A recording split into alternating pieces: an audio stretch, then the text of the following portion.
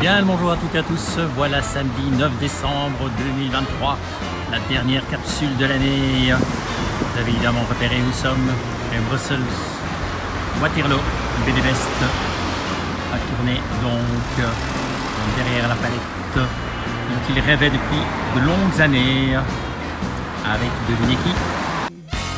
Une petite idée? Non. Pourtant, je vous assure, moi j'en ai fantasmé depuis au moins 2019. J'ai suivi leur aventure depuis le tout début qu'ils ont rejoint cette équipe de rêve, cette Dream Team des éditions Anspach. J'ai enfin l'immense plaisir de pouvoir recevoir Bérengère Marquebrug. Bien, bonjour Bérengère. Bonjour Thierry. Comment vas-tu? Très très bien, merci, ravi d'être avec vous. Mais moi demain, mais encore, tu ne peux pas savoir à quel point je rougis. Et un autre grand ami que l'on croise d'ailleurs, il me doit toujours une planche, notre ami Baudouin de Ville. Bien, bonjour Baudouin. Bonjour Thierry, très heureux aussi d'être là. Vous allez bien tous les deux, donc on peut se permettre de vous poser quelques petites questions? Mais bien sûr, si elles ne sont pas indiscrètes. Oh, je ne pense pas, sauf peut-être la première, et encore, ça dépend. Parce que je pense qu'après vous avez une longue séance de dédicace. Donc on va en profiter avant que vous soyez trop fatigué. Première question que j'ai l'habitude de poser, en général quand je n'ai qu'un seul auteur, c'est très facile. Quand j'en ai deux, je m'amuse un peu. Bérengère, on va commencer par toi. En 3 mots, comment pourrais-tu résumer notre ami Baudouin? Ou présenter notre ami Baudouin? Aïe. Oula, tu me prends au dépourvu. Le résumé, c'est toujours difficile de résumer quelqu'un en 3 mots. Voilà, je dirais impliqué. Gentil. Absolument, charmant même, je dirais. Je dirais même charmant. Il n'a pas le droit d'intervenir, hein. Bon, impliqué, charmant. Oui, et quoi d'autre? Directif. Absolument Non, pas peu. directif. Non. Ah non, tu ne sais pas ce que c'est qu'être directif. D'accord, ok. Non, pas du tout, au contraire. Non, Mhm. je trouve que tu laisses une belle latitude d'intervention. Donc, comme tu sais, j'aime bien prendre des initiatives, donc voilà. Bon, Baudouin, Oui. sois galant. Oui, qu'est-ce que je En veux 3 dire mots, Bérengère. Bérengère, moi, c'est une collaboration qui a démarré en 2018. C'est pas 3 mots, hein. C'est pas 3 mots. Ah oui, Trois tu- mots, en 3 mots. Ah oui, En oui, trois c'est- mots. oui, parce que moi questionnaire de trois mots. j'aurais pu aussi 3 mots. broder autour de notre Talentueuse, très sympathique et c'est une personne très agréable avec qui travailler. Un peu plus que 3 mots, mais voilà. Alors justement, travailler, vous travaillez donc dans la Dream Team des éditions Anspach. Comment a commencé votre collaboration, à tous les deux en tout cas? Quelqu'un est allé chercher l'autre, on vous a présenté, vous vous connaissiez déjà avant pour avoir déjà collaboré? Je ne sais plus si on se connaissait. Alors, on ne se connaissait pas, on s'était croisés, je crois, à la foire du livre, mais juste croisés. Oui. Et en fond, ça a débuté avec la couverture de Sourire 58. Oui. Et là, je crois que c'est toi qui m'avais sollicité, ou c'est Mais- Nicolas, je ne sais plus. Oui, en précisément. effet, j'avais fait les couleurs, honte à moi, du premier album. Et écoute, on lançait le projet, donc on n'avait pas encore les moyens qu'on a maintenant. Et j'avais décidé de faire les couleurs moi-même, donc j'ai fait les couleurs. Et puis pour la couverture, je me suis dit, je suis pas sûr que je vais y arriver à faire quelque chose vraiment qui a de la pêche. Et donc je me rappelle avoir vu, je connaissais le travail de Bérengère, je me suis dit, je vais lui poser la question, voir si elle ne veut pas faire juste la couverture. Et tu as accepté tout de suite, je crois, si Ah je oui, me tout à souviens fait, bien. oui, absolument. Elle m'a remis, je me rappelle très bien lui avoir juste dit, écoute, je voudrais bien, après la pluie, l'orage est là au-dessus de l'atomium de l'expo qui commence ou qui finit, peu importe. Et juste cette ambiance un peu mouillée, comme ça, de ciel tourmenté, mais la lumière arrive, et là, elle me sort un projet qui ne se refuse pas, qui était magnifique. Je me rappelle que j'ai juste argumenté pour intensifier le petit coup de lumière dans le ciel, pour que ce soit pas trop sombre et pas trop lourd. Et donc la couverture a été relativement vite faite, et le bouquin est sorti, et tout le monde a dit « Waouh, la couverture, elle est belle, belle couleur et tout ». Quand ils s'ouvraient à l'intérieur, oh, c'est moins bien. Non. Et à la suite de ça, je me suis dit, mais Bérengère ne ferait pas tout l'album. Et donc je me suis dit, ouais, elle a déjà plein de boulot, elle est avec toutes les stars de la BD, elle va jamais accepter sur une série qui débute et tout. Et elle a accepté. Et c'est comme ça que l'aventure a continué. Elle a travaillé sur Léopoldville 60, puis Bruxelles 43, puis l'innovation. Avec une très, très... Avec une très couleur de sublime couverture qui nous a fait couverture. transpirer. Hein. C'était Ouais, compliqué. Là, oh, C'était compliqué. on n'en revenait pas. Hein. Oui. En tout cas, moi, j'ai tout de suite été emballée par votre projet, par ta proposition. C'est pour ça d'ailleurs que je l'ai accepté. Moi, voilà, j'ai directement été séduite par le travail de Baudouin. Et donc voilà, je n'ai jamais regretté de m'être lancée dans l'aventure. Et je suis très, très honorée, très heureuse de faire partie de l'équipe. Vraiment. Donc, et c'est chaque fois une découverte, chaque fois Oui. un plaisir, des changements d'ambiance, d'atmosphère. Je ne sais pas si on va parler plus Oui. de cette technique, On va, l'utilise, ou il tu y a en une- parleras il y a une aussi ou deux pour petites questions, parce que comprendre. justement, quelle ça a dit- sera un peu après, parce que bon, Oui. Bérangère, c'est tellement Oui. varié comme technique et comme style que j'ai réservé quelque chose. Ok, très bien. Alors bon, on sait que Baudouin, il est tombé dans la marmite de la BD à 9 ans, hein. Il faisait des albums pour sa famille, c'est ça? Oui, je dessinais, je recopiais tout Modeste et Pompon. Voilà, Je donc- dessinais tout au crayon de couleur. Mais toi, Bérangère, comment es-tu tombée dans Alors dans moi, cette marmite je des suis- couleurs? Je suis en tout cas tombée dans la marmite de l'art dès mon plus jeune âge. Ma mère était passionnée d'art, elle-même dessinait. Elle a eu des opportunités malheureusement qu'elle n'a pas pu mener à bien. Et bon voilà, un peu comme dans toutes les familles, on hérite forcément de ses parents. Et voilà, de mon côté, c'était assez flagrant. Dès mon plus jeune âge, j'ai montré un engouement, un intérêt à tout ce qui était créatif. Je dirais, j'étais un peu une bricoleuse. J'ai toujours adoré ça, que ce soit la couture, façonner quelque chose avec de la terre aussi, donc dessiner. Donc ça m'a accompagnée depuis ma plus tendre enfance. Donc oui, moi aussi, je suis tombée dedans quand j'étais petite, et je pense que oui, c'est quelque chose qui. Et pourquoi la couleur et non pas le dessin ou le scénario? Alors ça, c'est particulier. C'est quand j'ai entamé mes études d'illustration à Saint-Luc-Bruxelles, je me suis vraiment rendu compte que, et c'est quelque chose qui m'était renvoyé par mes professeurs, qu'il y avait souvent ce qui m'intéressait, c'était la lumière, l'éclairage, l'atmosphère. Plus à de la limite qu'un dessin. Donc je dessinais peu, je mettais une base de dessin assez succincte, je dirais, et vraiment j'essayais d'installer une ambiance. Et pour moi, c'est vraiment quelque chose qui a tout de suite été évident.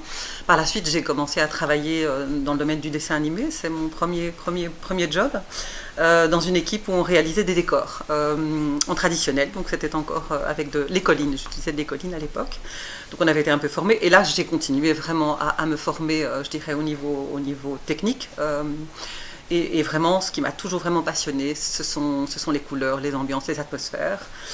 Par la suite, j'ai été amenée à travailler, encore une fois pour ce studio d'animation, mais au compositing, c'est-à-dire vraiment le poste juste avant qu'on ne filme les images. Et donc là, moi, je recevais brut l'animation, parce qu'on met toujours systématiquement les mêmes couleurs, en tout cas sur les séries sur lesquelles je travaillais. Donc il fallait vraiment intégrer tout ça, donc placer des filtres de lumière, des filtres de couleurs.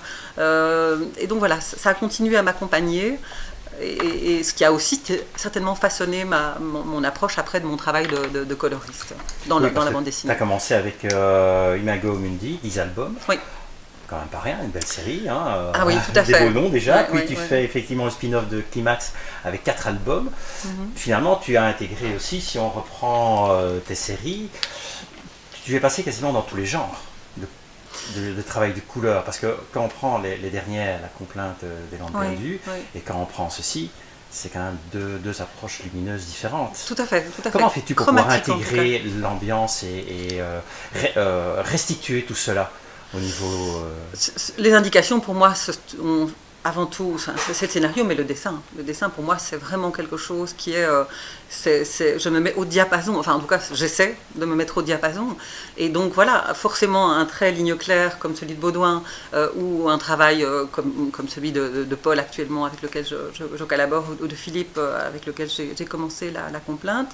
C'est un autre type de trait, ou forcément des autres atmosphères, des autres ambiances. Donc ça se fait de manière très naturelle, enfin en tout cas instinctive ou intuitive. Voilà, je me nourris aussi bien sûr de tout ce que je vois. Faut dire qu'on est très stimulé au niveau des images actuellement, donc on ne manque pas tous d'inspiration. Mais vraiment, j'essaie avant tout, et quel que soit l'album sur lequel je travaille, de me mettre au service de l'histoire. Avant tout, c'est ça. Et de mettre en effet en lumière, en exergue, ce qui est important dans la planche ou la case, que ce soit de la ligne claire ou un travail plus, entre guillemets, réaliste au niveau du dessin. Travaille-t-on différemment lorsque l'on travaille pour les éditions SPAC, car j'imagine qu'il y a quand même un cahier des charges, au niveau des couleurs que lorsque tu travailles pour 13, que lorsque tu travailles pour d'autres? Alors, non. Si tu as imposé malgré tout ta manière de voir et Je pense qu'on me de rêver les couleurs. On me sollicite pour ça. Donc, bien sûr que si je m'inscris, par exemple, avec Baudouin et Nicolas, enfin, je veux dire, et Patrick, je démarre de rien. Hein. Je démarre pas de rien. Baudouin a fait un album, c'est vrai, mais je sens qu'il attend quelque chose d'autre. Donc, d'où la carte blanche que moi j'ai eu le sentiment que tu m'as laissé. Et donc oui, je pense que c'est ça aussi pour ça qu'on me sollicite, c'est d'y mettre aussi de moi-même. Autrement, voilà, ça n'a pas d'intérêt. Et c'est ça que j'apprécie aussi dans ce métier, pardon. C'est que c'est la liberté qu'on me laisse. Sans ça, je pense que je n'aurais pas de plaisir à le faire. Bien sûr, encore une fois, quand on s'inscrit dans une série, il y a un style qui est déjà donné en amont. Donc par exemple 13. Quand j'ai entamé le travail avec Gigounov et Sante, il y avait des choses qui avaient été faites en amont, donc forcément, je devais en tout cas m'en inspirer. Par contre, pour la série 13 Mystery, j'ai vraiment eu, il me semble, une totale liberté. Et d'ailleurs, c'était aussi l'objectif de l'éditeur, c'est de, malgré la diversité des auteurs avec lesquels, qui avaient été sollicités, je pense que l'idée, c'était quand même de garder une atmosphère et quelque chose, un climat, je dirais, ou des ambiances qui apportait une forme d'unité malgré tout à toute cette diversité de traits, de manière de s'exprimer, graphiquement en tout cas. C'est ça qui est passionnant dans le milieu, c'est que chaque fois on est confronté à un autre univers. Oui, et le but c'est vraiment d'essayer de faire pour le mieux, pour mettre en valeur et l'histoire, au service de l'histoire, et le trait du dessinateur. En tout cas, c'est mon ambition. Alors tout à l'heure, vous serez en bas pour dédicacer Berlin 61, un dernier tome des aventures de Kathleen, mais pas le dernier de la série, puisqu'on va peut-être en parler tout à l'heure également. Patrick est historien, il a tendance à mêler des petites histoires dans la grande histoire. Est-ce que cela exige énormément de travail de recherche pour les dessins, pour les couleurs également? Parce que j'imagine qu'il y a certains documents noir et blanc que tu dois transformer en couleur, ça ne doit pas être évident. Comment faites-vous? La grande difficulté de cette série, c'est qu'on change tout le temps d'époque. C'est qu'on est une fois au milieu des années 60, une fois dans les années 40, une fois, on sera peut-être dans les années 70 prochainement. Donc ça implique pour moi de refaire toute la documentation. Donc, les coiffures changent, les voitures changent, l'architecture évolue, les pubs changent. Donc c'est un énorme travail de recherche avant chaque album. Et je n'ai jamais assez de documentation. Donc maintenant, je passe dans une autre étape, c'est de m'adjoindre l'aide de gens très spécialisés dans certains domaines. Par exemple, toute la partie aviation, ici, j'ai un ami, Yves de Kayser, qui se reconnaîtra, qui me fournit toute la documentation pour les avions, en disant c'était l'immatriculation à l'époque, c'était le couleur de la compagnie, attention, les têtes ne sont pas habillées comme ça m'aide énormément. J'ai d'autres gens qui m'aident sur les uniformes de soldats ou des policiers ou voilà, donc je m'adjoins une série de entre guillemets spécialistes qui m'aident lorsque je cale sur la documentation. Et pour les couleurs, Bérangère, comment peux-tu faire? Parce que bon, les couleurs, si on prend des photos, même couleurs des années 60, des années 70, les couleurs sont parfois passées, donc comment fais-tu pour pouvoir restituer tout cela? Alors, encore une fois, je vais chercher là où c'est possible de trouver des informations. Je regarde parfois des films d'époque, je glane énormément de documents, je fais un peu mon petit marché, c'est ce que je dis toujours. Bien sûr, il peut m'arriver d'avoir de la documentation via les auteurs, mais autrement, voilà, de toute façon, je glane énormément de documentation, d'images, et au fond, voilà, ça finit par s'inscrire en moi, je dirais, et ça me permet aussi par la suite de ressortir quelque chose et d'essayer en effet de retrouver l'idée aussi qu'on se fait d'une époque. Je me souviens quand j'ai travaillé sur Grand Prix avec Marvano, j'ai lu que certains disaient que c'est l'idée qu'on se faisait des couleurs de l'époque, et au fond ma source d'inspiration à ce moment-là avait été les affiches des années 20, donc avec des couleurs qui sont absolument pas réalistes, et pourtant les gens avaient le sentiment de se retrouver dans cette époque. Donc parfois il faut un peu tricher, entre guillemets, pour être le plus juste, donc s'éloigner de la réalité pour être le plus juste et le plus réaliste possible. C'est paradoxal, mais c'est comme ça. Alors Kathleen, dans celui-ci, on ne va pas rentrer dans le scénario, puisque Patrick n'est pas là, sauf si vous intervenez parfois dans le scénario. Complètement. Complètement. Sincèrement, ça t'arrive de dire, écoute, là, je voudrais la dessiner nue. Non, c'est pas. Il commence qu'il y a de plus en plus de nus quand même, hein, dans les aventures de Kathleen. Oui, c'est vrai, il faut que je me calme d'ailleurs. C'est pas comme ça que ça se passe, c'est que on élabore le principe de l'album ou de la période ou de l'événement à trois, souvent avec l'éditeur Nicolas. on discute, tiens, est-ce que c'est intéressant, est-ce qu'on fait ce sujet là maintenant, ou on attend 2 albums, parce que ce sera peut-être intéressant d'abord de traiter d'autres choses. On se met d'accord sur un thème, un sujet, Patrick écrit un script qu'on défonce bien sûr en disant mais non, pas là comme ça, voilà, on intervient beaucoup là-dessus. Puis une fois qu'on est d'accord, Patrick commence à découper tout le scénario page par page avec les dialogues et tout. Et là alors, je prends le scénario, je vais m'isoler avec ma compagne, on relit tout, on fait nos remarques, et c'est comme ça qu'on arrive finalement à une mouture finale du scénario. Et là, tu as déjà une idée des couleurs que tu voudras dans les cases et dans les dessins? Ou alors tu laisses Bérengère effectivement lire ton travail Oui, pour te dire, ben voilà, moi je vois ceci, je vois cela. oui, Bérengère lit, Il y a un peu directif, hein, d'après ce qu'on a dit tout à l'heure. elle lit bien sûr le truc, et moi je lui donne juste des intentions, je lui dis jamais va dans une chromie. Si, c'est vrai que oui, parfois oui. Moi je dis, allez, je voudrais bien que ce soit rouge, quoi. Vas-y, c'est la guerre, il y a un bombardement, et Bérengère prend ce thème, va mettre elle-même ses lumières, va trouver les couleurs qu'il faut et tout. Moi je donne juste une idée, je dis un petit matin, un moment après la pluie, c'est tout, ça ne va pas au-delà. Donc c'est vraiment tout son, Oui, tout voilà, son c'est travail. vaste, hein, un petit matin. Si on prend cette couverture-ci, je sais plus ce que j'ai dit, un petit matin, un truc comme ça, quelques nuages que j'avais peut-être dessinés, je pense qu'on a effacé les traits, mais tout ce côté lumière qui vient, c'est elle qui le, Oui, qui le choix de la fait. direction de la lumière. Le choix de la ce genre direction. voilà. On dit metteuse en lumière, maîtrise, Metteuse, ça me convient parfaitement. metteuse en lumière, Une fée de la c'est lumière. vraiment ça, c'est Une fée de la lumière. une fée de la lumière, elle va au-delà de mettre une belle chromie, des belles couleurs et tout. Elle travaille vraiment comme un directeur de la photo, en disant, tiens, on va poser la lumière là, ça va faire des ombres qui vont se tirer vers la droite. C'est tout ça son travail, c'est toute la réflexion sur l'ambiance qu'elle va arriver à donner à la case ou à la couverture. Et ça t'arrive alors de te dire, ben, vu qu'elle est capable de faire ça, je vais poser ma case, je vais poser mon dessin de cette manière-là pour lui permettre éventuellement de tel ou tel jeu d'ombre. C'est une très bonne question, je vous remercie de l'avoir posée. En effet, je me pose souvent la question, est-ce que je mets des noirs ou pas de noirs, en sachant que je sais bien que si un personnage est appuyé contre un grand fauteuil, que la tête va faire de l'ombre sur l'arrière. Et je me pose chaque fois la question, est-ce que je mets du noir ou je ne mets pas de noir pour faire croire que oui, il y a de la lumière qui vient et il y a une ombre derrière elle. Ou est-ce que Bérengère le fait à la couleur? Et là, souvent, je ne le fais pas, elle le fait à la couleur. Mais tu as vu ici justement, on a eu un cas de figure sur Horta 65 où tu avais placé une ombre. Et c'est vrai que moi, en fait, Oui. dans l'installation de ma lumière, j'étais en totale contradiction avec Ah oui. le noir. Et donc, je t'en ai parlé, Oui. je l'ai gommé de manière à rester logique dans l'approche de ma lumière, puisqu'on avait au fond une fenêtre. Forcément, j'utilise toujours toutes les sources lumineuses qui sont présentes, qui sont possibles, mais pas juste comme ça, de manière anecdotique. L'idée, c'est quand même toujours que ça serve, encore une fois, ça mette une tension parce que c'est un moment particulier. Et donc voilà, dans ce cas-ci, en concertation avec Baudouin, puisque ma lumière était en contradiction avec son ombre, il a fallu intervenir sur Oui. le trait, voilà, mais c'est un exemple parmi Oui, voilà. et c'était une ombre noire, c'était une Voilà. ombre sur l'épaule, et comme la lumière vient de là, et j'avais fait l'ombre de ce côté-là, ça n'en parle de l'autre Voilà. côté. Donc Bérengère a trifouillé le dessin, on a effacé cette ombre, et tu vois, si je ne l'avais pas mis, je sais que d'office, Bérengère refait l'ombre du bon côté. Donc parfois, moi je ne sais pas toujours de quel côté la lumière va venir avec son travail, donc parfois il y a des ombres qu'il faut corriger, que j'ai Alors, mises qu'il faut corriger. L'info est lâchée, donc on peut en parler.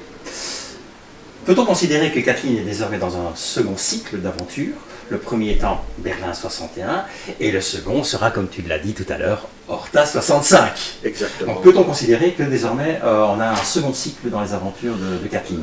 On avait décidé avec l'éditeur qu'on voulait un peu élargir le spectre des aventures de Kathleen. Donc on pouvoir n'est plus avoir dans du belgo belge, on va être pourquoi dans pas, du parce qu'on belgo aura mondial. on aura peut-être Kathleen au pied des grandes pyramides, hein, c'est possible. Pour le moment, on retombe sur un sujet évidemment plus proche de notre pays, l'Art Nouveau, Victor Horta. Mais qui sait, peut-être le tome 7, on va de nouveau un peu aller s'aérer. Et, j'aimerais beaucoup une histoire en Égypte. J'ai dit à Patrick d'ailleurs. Allez. Ah, il y a le canal de Suez, il y a quand même Oui. quelques guerres. Il faut trouver un qui lien courent. avec la Belgique, Belgique, mais oui. c'est vrai qu'il y a moyen, Ah, il y a moyen de trouver. Il y a moyen de hein, trouver. donc, Ça va être dur, hein, parce qu'après Jacob, c'est ouais. son diptyque, il faut vraiment faire quelque chose de... Oui, et comme dans Berlin, il y a déjà une question de parchemin qui doit, Oui. etc. Oui. D'ailleurs, cette pauvre Kathleen, elle est finalement, n'est-ce pas un peu une marionnette de tous ces hommes au pouvoir, ces services secrets et tout, qui n'arrêtent pas de la manipuler, la pauvre. Oui, oui, elle souffre un peu là. Mais je trouve qu'elle a quand même un tempérament, elle a du caractère et on va essayer de densifier. Il faut se rendre compte aussi qu'elle évolue. Dans le premier album, c'est une potiche, c'est une fille un peu naïve, très jeune. On essaye quand même de la faire évoluer, qu'elle devienne femme qui prend sa vie en main. Et c'est un truc qu'on va continuer à développer. Et il est probable que si on arrive fin des années 60, ce ne sera plus la même femme. Et si Elle je peux me aura pris permettre, de la maturité. si Vas-y. je peux me permettre, parce que je trouve justement ce qui est intéressant, c'est qu'elle est faillible, comme nous. Donc on a de l'empathie pour elle, on peut s'identifier à elle. Bon, évidemment, en tant que femme, c'est plus simple. Et c'est vrai que dans le domaine de la BD, c'est une héroïne, ce qui est quand même pas si courant que ça. Et donc voilà, moi, c'est ce qui la rend très attachante, à mes yeux en tout cas. Alors, on est déjà quasi à 20 minutes. Ça va aller comme ça. Alors, j'imagine que vous avez déjà eu des dizaines d'interviews pour Berlin 61 et pour les autres albums. Donc, quelle est la question que vous auriez aimé que l'on vous pose sur les albums de Kathleen ou les autres collaborations avec les éditions en stack, et qu'aucun journaliste ni chroniqueur ne s'est donné la peine de vous poser, à votre plus grand désespoir? Ça ne vous fait pas bizarre cette percée comme ça dans... Bon, on sait tous que fin de cette année, il y a eu une avalanche de blockbusters qui ont envahi les libraires. Certains libraires m'ont même dit on ne sait plus où les mettre. On ne sait plus où les mettre, les nouveaux livres, tellement il y en a. Et donc ça devient difficile pour un petit éditeur d'arriver à présenter ses produits parce qu'il est écrasé par des succès. Voilà, Astérix, Lucky Luke, il y en a plein. Comment on peut Et pas donc, encore parler d'un petit éditeur pour les éditions en stack? Oui, ça reste. C'est une est... production réduite, même s'il a 20 titres maintenant derrière lui, ça reste un petit éditeur. Et donc, moi, je suis toujours étonné qu'on me dise, mais ça fait pas bizarre comme ça d'avoir réussi à percer le truc. Et quand l'album sort, il est aux côtés de tous les blockbusters. Donc, ça, c'est très. Moi, je suis très stupéfait, toujours, même après le 6e album, de voir qu'on a réussi cette percée. La qualité. Peut-être, oui. La qualité. Belle couleur. Bérangère, quelle est la question que toi tu aurais aimé que l'on te pose et que l'on ne t'a pas posée? Oui, écoute là, je ne vois pas trop. Tu ne vois pas trop. Tu coupes, Bon. hein, tu coupes. Voilà, j'ai laissé Baudouin répondre par rapport à la question. Voilà, moi c'est vrai que j'ai moins d'interviews, donc voilà, je fais partie de l'équipe, mais c'est vrai qu'on ne me sollicite pas toujours. Donc voilà, mais donc oui, je ne suis pas rompue à l'exercice et comme ça, voilà. Quoi qu'il en soit, je vous souhaite bon courage. Ben, merci. Vous avez encore un peu le temps, je vous rassure. Merci. J'ai Je mis vous la souhaite, couleur, je ouais, pas bien, ouais, mais c'est- elle voulait que je Je vous mette souhaite quelque vous, de c'est chose. très fin bien, d'année je vais également. signer. Oui, Ouais. mais Ouais. Tous nos voeux pour 2024. La sortie Horta 65 en 24 ou mais plutôt écoute, 25 pour il y l'anniversaire? a Horta, c'est complexe comme album. J'imagine Je n'ai qu'au que niveau 11 architectural, planches finies là maintenant, donc je suis en retard. Et donc sortir en 2024, ça va être dur. Et l'énigme, en fait, l'intrigue va porter sur une question d'art, l'architecture. Oui, la démolition de la Maison du Peuple en 65, qui est un scandale politico-financier. Voilà, ça va tourner là autour. Ça a tourné là autour. Et ben. Quoi qu'il en soit, Oui, à vous tous, je vous souhaite d'excellentes fêtes de fin d'année, un très joyeux Noël et tout ce que l'on peut vous souhaiter. Et si vous voulez un effet de neige dans le cas où il n'y aurait pas de neige, je vous signale que la neige, elle est là, elle est à l'intérieur. C'est une fois de plus une petite merveille, sincèrement. Kathleen, il faudra bien finir par lui donner un nom à cette série, les aventures, Non, les aventures amoureuses de Kathleen peut-être, je sais pas. on te laisse la paternité du... Berlin 61. Pour les autres, je vous rappelle qu'il existe toujours un coffret chez Brussels avec les albums précédents, également. Très belle couverture et tout. Donc c'est le moment de se replonger dans notre histoire belgo-belge et désormais dans notre histoire belgo-mondiale. A très bientôt en 2024. Bye bye, au revoir. Bérangère, Baudouin, Merci. au revoir. Merci Merci Thierry. beaucoup.